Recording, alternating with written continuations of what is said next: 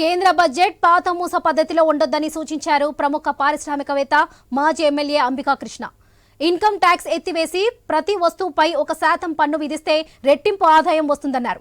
కేవలం cement, iron, IT రంగం మాత్రమే కాదు, పర్యాటక రంగం కూడా అన్ని వర్గాల వారిని అభివృద్ధి చేస్తుందని తెలిపారు. కొల్లేరు, భీమిలి, లంబసింగి ప్రాంతాల్లో పర్యాటకం అభివృద్ధి చేయాలని డిమాండ్ చేశారు. ప్రైవేట్ సంస్థలకు భూములు ఇస్తే వాళ్లే పర్యాటకం అభివృద్ధి చేస్తారంటున్న అంబికా కృష్ణతో మా ప్రతినిధి భార్గవ్ ఫేస్ టు ఫేస్. కేంద్ర ప్రభుత్వం మరోసారి బడ్జెట్ను ప్రవేశపెట్టబోతోంది. కేంద్ర ఆర్థిక శాఖ మంత్రి నిర్మలా సీతారామన్ ఏ విధంగా బడ్జెట్ను ప్రవేశపెడతారు, మొత్తం దేశవ్యాప్తంగా ఎవరికి ప్రయోజనాలు చేకూరుతున్నాయని కూడా రాష్ట్ర వ్యాప్తంగా దేశవ్యాప్తంగా అందరూ ఎదురు చూస్తున్నారు. ప్రస్తుతం ప్రముఖ పారిశ్రామికవేత్త అంబికా గ్రూప్స్ చైర్మన్ అలాగే మాజీ ఎమ్మెల్యే అంబికా కృష్ణ గారు ఇప్పుడు మనతో ఉన్నారు. సార్ నమస్తే సార్. ప్రధానంగా ఈరోజు బడ్జెట్ ఏ విధంగా ఉండబోతుంది అనుకోవచ్చు, ఏ విధంగా ఉండాలని మీరు సూచనలు చేయబోతున్నారు కేంద్ర ప్రభుత్వానికి? బడ్జెట్ అనేది ప్రతి సంవత్సరం వస్తూనే ఉంటుంది. ఆ బడ్జెట్ వచ్చే ముందు ప్రజల్లో చాలా ఆశలు ఉంటాయి. ఆ ఆశతోటి ఎదురు చూస్తూ ఉంటారు. కొంతమందికి ఆశ తీరుద్ది, కొంతమందికి ఆశ తీరదు. ఇది నిజంగా జరుగుతున్నటువంటి ఒక ప్రక్రియ. అయితే ఒకటి మాత్రం నేను చెప్తున్నానండి, ఇవాళ భారతదేశంలో ఆర్థికంగా బలోపేతం అవుతోంది, ఏమీ డౌట్ లేదు. మోడీ గారి ప్రభుత్వం ముందుకు చాలా అద్భుతంగా తీసుకెళ్తున్నారు. కానీ ఆదాయం పెంచుకునే విషయంలో మార్గంలో మాత్రం ఇంకా కొంచెం కొత్త ఏరియాలకు వెళ్ళాల్సిన అవసరం అయితే ఉందని నేను చెప్తున్నాను. సరే, ఇన్కమ్ ట్యాక్స్ ఏదో తగ్గిస్తారని 10 లక్షలు చేస్తారని మొన్న కూడా నేను న్యూస్ పేపర్స్లోనూ మ్యాగజైన్స్లోనూ టీవీలోనూ చూస్తున్నాను. సరే, అది చేస్తారో లేదో తెలియదు. కానీ నాకు బాగా గుర్తు ఏంటంటే దాని పేరేదో ఆర్థిక పేరేదో పెట్టారండి రామోజీరావు. నా బాగా గుర్తు, ఒక 5-6 మోడీ గారి ప్రభుత్వం మొట్టమొదటిసారి అధికారంలోకి వచ్చేటప్పుడు ఒక కొత్త ప్లాన్ తయారు చేశారు. ఇన్కమ్ ట్యాక్స్ బదులు 1% ప్రతి బిల్లు మీద, కాఫీ తాగినా దేని మీదైనా కూడా 1% చొప్పున వేసుకుంటూ వెళ్ళిపోయి అసలు ఇన్కమ్ ట్యాక్స్ టోటల్గా తీసిపారేసేసి చేస్తే అప్పట్లో వచ్చినటువంటి ఇన్కమ్ ట్యాక్స్ 15 లక్షలు ఉందనుకోండి సపోజు, అది 50 లక్షల కోట్లు వస్తుందని చెప్పేసి అప్పుడు లెక్కలేశారండి. కానీ అది ఎందుకునో మరి వర్కౌట్ కాలేదు. ఆ రకమైన మౌలికమైనటువంటి మార్పు చేస్తే ఆదాయం పెరుగుద్ది అనేది ఒకటి నాకు. ఇక రెండో ఆలోచన ఏంటంటేనండి, మనకి ఎంతసేపటికి కూడా సిమెంట్ ఫ్యాక్టరీలు పెడదామా, స్టీల్ ఫ్యాక్టరీలు పెడదామా, ఐటీ టెక్నాలజీ పెడదామా, లేకపోతే ఏవైనా టెక్నాలజీ పెడదామా, ఇదే వెళ్తాం తప్ప కొత్త ఏరియాకి వెళ్ళటంలా. కొత్త ఏరియా అంటే కొత్త ఏరియా కూడా కాదు బాబు.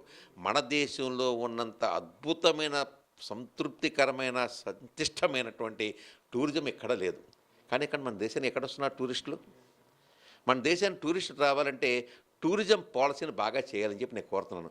కొన్ని ఏరియాలు టూరిజానికి ప్రైవేట్గా చేసేసేసి గవర్నమెంట్ వాళ్ళకి మీరు చేసుకోండి అంటే వాళ్ళే వచ్చి పెట్టుబడి పెడతారు బాబు. ఇప్పుడు కొన్ని దేశాలు ఏమైపోయిందంటే ఇవాళ భారతదేశంలో కరోనా వచ్చిన తర్వాత ఖర్చు పెడతానికి జనాలు బాగా తయారయ్యారు. ఖర్చు పెడుతున్నారు. హోటల్ ఇండస్ట్రీ బాగుంది, టూరిజం ఇండస్ట్రీ బాగుంది, విమానాలు ఫుల్ అయిపోతున్నాయి, విమానాల్లో హయ్యెస్ట్ ప్యాసింజర్ లిస్ట్ తయారవుతుంది. ఇదంతా ఎందుకంటే ఖర్చు పెడుతున్నారు. ఈ టైంలో మనం కనుక సరిగ్గా టూరిజం డెవలప్ చేయాలంటే, ఇప్పుడు సపోజ్ భీమిలీ రోడ్డు ఉంది. ఆ భీమిలీ రోడ్లో వైజాగ్ నుంచి భీమిలీ వెళ్ళే వరకు బ్రహ్మాండం రోడ్డు, ఒక పక్క సముద్రం, ఒక పక్కన రోడ్డు, ఒక పక్కనేమో చక్కగా కొండలు. అక్కడ కనుక ఒక 5 ఎకరాలు ఫారెన్ వాళ్ళకు ఇచ్చేసి మీరు డెవలప్ చేసుకుంటే వాళ్ళే చేస్తారు. గవర్నమెంట్ పెట్టుబడి పెట్టక్కల, దాని ద్వారా ట్యాక్స్ వస్తుంది. సో ఆ రకంగా ఉదాహరణ చెప్తున్నాను. అలాగే తమిళనాడులో బ్రహ్మాండాన్ని గుళ్ళు ఉన్నాయి. మనం ఏం చేస్తున్నామండి? మనమేం చేయట్లే. కాబట్టి టూరిజం అనేది పెద్ద పాకెట్ ఉంది. ఇవాళ స్విట్జర్లాండ్లో కానీ, హాంకాంగ్లో కానీ, సింగపూర్లో కానీ, థాయిలాండ్లో కానీ, శ్రీలంకలో కానీ అందరూ టూరిజం మీద బతికేస్తున్నారు వాళ్ళు. మనకేమో టూరిజంకి డెవలప్ చేయలేకపోతున్నాం. గవర్నమెంట్ పాలసీ తీసుకోవాలి. ఖచ్చితంగా కొన్ని ఏరియాలకి క్యాసినోస్ కూడా చేయాలండి. క్యాసినోస్ కూడా వదిలిపెట్టాల్సిందే. ఒక బొంబాయి, ఒక హైదరాబాద్, ఒక వైజాగ్, అలాగా కొన్ని సిటీస్లో క్యాసినోస్ పెడితేనండి, క్యాసినో ఆడటం కోసం ఇక్కడ నుంచి కొన్ని వేల మంది వెళ్తున్నారు. అక్కడి నుంచి వస్తారు వేల మంది. మనం కనుక పెడితే అదేంటంటే అమ్మో క్యాసినో అని చెప్పి నా మీద పెడతారేమో కాదు, వేరే విషయం. కానీ ఖచ్చితంగా చెప్తున్నాను, టూరిజం డెవలప్ చేయాలి. టూరిజంలో భాగంగా క్యాసినో కూడా డెవలప్ చేయాలి. అప్పుడు కావాల్సినంత డబ్బు దేశానికి వస్తుంది. ఆయన మోడీ గారు అనే కళ ఏదైతే ఉందో $5 ట్రిలియన్ ఏదో చెప్తున్నారు, ఖచ్చితంగా ఆ దిశగా మనం వెళ్తామని నేను చెప్తున్నాను. అంతేకాకుండా ముఖ్యంగా పేద ప్రజలకి ఈవేళ ఏమైపోయిందంటే మన సౌత్లో తమిళనాడు, కర్ణాటక, ఆంధ్రప్రదేశ్, తమిళనాడు, కర్ణాటక, ఆంధ్రప్రదేశ్, తెలంగాణ ఈ ఏరియాలోనేమో పనులు దొరకట్లేదయ్యా. బీహార్ నుంచి వస్తున్నారు. మరి ఎందుకు ఈ అమసౌల్యత ఏర్పడుతుందో నాకు అర్థం కావట్లేదు. దీన్ని సరిచేయాల్సిన బాధ్యత కూడా ఉంది. దీని విషయంలో కూడా మోడీ గారు ఆలోచించాల్సిన అవసరం ఉంది. ఏదేమంటే కూడా బడ్జెట్ నిర్మలా సీతారామన్ గారు చాలా మంచి తెలివిగల ఆవిడ, మంచి అనుభవజ్ఞురాలు. ఎన్నో సంవత్సరాల నుంచి బడ్జెట్ ప్రవేశపెడుతున్నారు. ఎన్నో ఎత్తుపల్లాలు చూశారు, కష్ట నష్టాలు చూశారు. ఈ దేశానికి ఏం కావాలో ఆవిడ తెలుసు. ఆ అమ్మ జాగ్రత్తగా చూడాలి. ఈ తండ్రి గారు కూడా, మోడీ గారు కూడా జాగ్రత్తగా చూడాలి. ఖచ్చితంగా ఆర్థిక పరంగా జీఎస్టీని తీసుకురావడం, ఆ తర్వాత కొత్త 2000 నోట్లు తీసుకురావడం, మళ్ళీ తర్వాత వాటిని రద్దు చేయడం, ఇలా అనేక సంస్కరణలు తీసుకువస్తున్నప్పటికీ కూడా మార్పు, అభివృద్ధి అనేది కూడా అందరి ద్రాక్షలాగా పేద వర్గాలకి, బలహీన వర్గాలకి ఉండిపోతుంది. ఆ విధంగా బడ్జెట్ ఏ విధంగా ఉంటే మంచిది? అదే చెప్పాను బాబు. ఇప్పుడు ఏమైపోతుందంటే 130 కోట్ల జనాభా ఉన్నారు. ఆదాయాలు పెరిగినాయి, కానీ ఒక వర్గంలోనే పెరిగినాయి. వచ్చిన చిక్కు ఏంటంటే ప్రపంచవ్యాప్తంగా లెక్కేసుకుంటే కోటీశ్వరులేమో అపర కోటీశ్వరులు అయిపోయారు, పేదవారు పేదవారుగా ఉన్నారు అనేది ఒక సర్వే వచ్చింది మొన్న మధ్యన చూశాను పేపర్లో. నేను అనేది ఏంటంటే దీన్ని మనం స్ప్రెడ్అవుట్ చేయాల్సిన అవసరం ఉంది. ఈ డబ్బుని స్ప్రెడ్అవుట్ చేయాలి. అత్యధికమైనటువంటి ధనవంతులు ఉన్న వాళ్ళ మీద 1% ట్యాక్స్ వేస్తే కూడా కొన్ని వేల లక్షల కోట్ల రూపాయలు వస్తుందని చెప్పి మన ఎవరో రాశారు. అంటే అంబానీ గారు కానీ, అదానీ గారు కానీ, టాటాలు కానీ ఇలాంటి కంపెనీల మీద ఇన్కమ్ ట్యాక్స్తో పాటుగా ఒక 1% అదనపు ట్యాక్స్ వేస్తే సరిపోద్దని చెప్పి. సో ఆ రకమైన నిర్ణయాలు తీసుకోవాలి బాబు. కొన్ని నిర్ణయాలు, గట్టి నిర్ణయాలు తీసుకుంటే కానీ పేద ప్రజలకు కావాల్సినటువంటి ఆ యొక్క సంపదను మనం సృష్టించలేము. ఇవాళ పేదవాళ్ళుగానే ఉండిపోతే కొన్నాళ్ళకి విప్లవం వస్తుంది బాబు. అది మంచిది కాదు. కాబట్టి పేదవాళ్ళని పైకి తీసుకోవాల్సిన అవసరం ఉంది.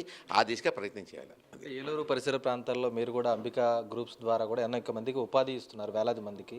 ఇక్కడ పారిశ్రామికంగా కానీ లేదంటే పర్యాటక ప్రాంతంగా మీరు చెప్తున్నట్లు కొల్లేరు, అటువైపు పోలవరం, గోదావరి, అలాగే సముద్ర ప్రాంతం పశ్చిమ గోదావరి జిల్లాలో ఉన్నాయి. అక్కడ ఎటువంటి పారిశ్రామికంగా కానీ లేదంటే పర్యాటక రంగంగా కానీ అభివృద్ధి ఉండట్లేదు. ప్రభుత్వానికి మీరేం సూచన చేయలేదు? ఇండస్ట్రీ తెప్పించాలని చెప్పి నేనేం చెప్పండి అయ్యా. టూరిజం డెవలప్ చేయండి. నేను ఇందాక చెప్తున్నాను కదా, ఇప్పుడు మా కొల్లేరు ప్రాంతం ఉంది, అక్కడ బ్రహ్మాండం రిసార్ట్స్ కట్టండి. గవర్నమెంట్ మీరు కట్టక్కల్లా, స్థలం అంటే ప్రైవేట్ వాళ్ళు వచ్చి కడతారు. అలాగే మనకి నర్సీపట్నం దగ్గర ఐస్ పడుతూ ఉంటుంది మన ఈ మధ్యన, అదేదో లంబసింగి అద్భుతమైన అదేదో ఏరియా అని చెప్పేసి ఎక్కడెక్కడి నుంచో వస్తున్నారు. వెళ్తే టీ తాగడానికి కూడా మనిషి, టీ కొట్టు కూడా ఉండదు అక్కడ. ఏంటి ప్రయోజనం? అక్కడ అలాంటి లంబసింగి లాంటి ప్రదేశాలు కనుక ఫారెన్లో ఉంటే అక్కడ అద్భుతం రిసార్ట్స్ డెవలప్ చేస్తారు, స్విమ్మింగ్ పూల్ తయారు చేస్తారు, బ్రహ్మాండంగా ప్లేస్ చేస్తారు, కూర్చోవడం చేస్తారు, గేమింగ్ చేస్తారు, వాటర్ ఫాల్స్ చేస్తారు. ఏది మనకి? నువ్వెందుకయ్యా బాబు, గవర్నమెంట్ నీ దగ్గర డబ్బు లేదు మాకు తెలుసు, మీరేం చేయక్కల్లా, ప్రైవేట్కి ఇచ్చేయండి. ఇదిగో ఇక్కడ ఈ ఏరియా, ఇదిగో ఈ ఎకరం మీకు ఇస్తున్నాం, మీరు హోటల్ కడతారా, రిసార్ట్స్ కడతారా, కట్టండి అంటే చాలు.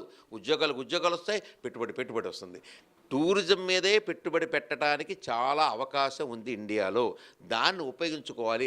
ఆ విండో తెరవాల్సిన అవసరం ఉంది, అంతే. Thank you. అది చూస్తున్నాం కదా, ఈరోజు దేశంలో ఆర్థిక సంస్కరణలు ఎన్ని తీసుకొచ్చినా సరే అభివృద్ధి రావాలంటే కనుక ఖచ్చితంగా పారిశ్రామికంగా మాత్రమే కాదు, పర్యాటక పరంగా ఖచ్చితంగా అభివృద్ధి తీసుకురావాలి. అవసరమైతే క్యాషనల్ కూడా ఏర్పాటు చేసి ఆ వచ్చేటువంటి ఆదాయాన్ని ప్రభుత్వం అభివృద్ధి పనులు కేటాయించుకోవాలంటూ కూడా ప్రముఖ పారిశ్రామికవేత్త మాజీ ఎమ్మెల్యే అంబికా కృష్ణ సూచిస్తున్న పరిస్థితి కనిపిస్తోంది. కెమెరా పర్సన్ మధుతో భార్గవ్, ఐ న్యూస్, ఏలూరు నుంచి.